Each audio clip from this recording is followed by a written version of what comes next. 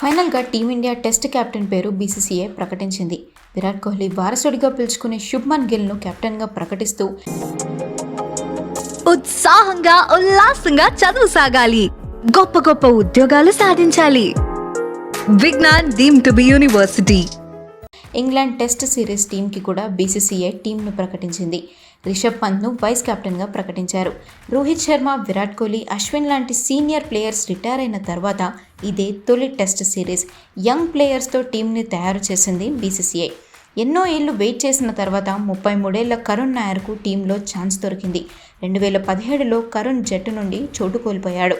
అప్పటి నుండి టీమిండియాలో రీఎంట్రీ కోసం ప్రయత్నిస్తుంటే ఇన్నాళ్లకు ఆ ఛాన్స్ దొరికింది. ఐపీఎల్లో మంచి ప్రదర్శన కనబరుస్తున్న సాయి సుదర్శన్కు టీంలో ఛాన్స్ దక్కింది. అభిమన్యు ఈశ్వరన్, హర్షదీప్ సింగ్ వంటి యంగ్ ప్లేయర్స్కు లక్కీ ఛాన్స్ అనే చెప్పాలి. వీళ్ళు తొలిసారి టెస్ట్ జట్టుకు ఎంపికయ్యారు.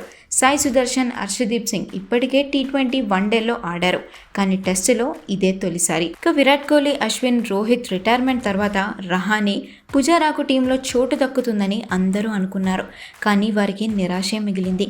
ఇక ఓపెనర్స్గా యశస్వి జైస్వాల్, అభిమన్యు ఈశ్వరన్కు ఛాన్స్ ఉంటుంది. పంత్ మిడిల్ ఆర్డర్లో ఆడే ఛాన్స్ ఉంది. ఇక ధ్రువ్ జురేల్ రెండవ వికెట్ కీపర్గా ఎంపికయ్యారు. ఇంగ్లాండ్తో జరిగే ఈ టెస్ట్ సిరీస్ ఇప్పుడు చాలా కీలకంగా మారనుంది. విరాట్ కోహ్లీ, రోహిత్ లేని లోపం జట్టులో కనిపిస్తుందా లేదా అనేది చూడాలి.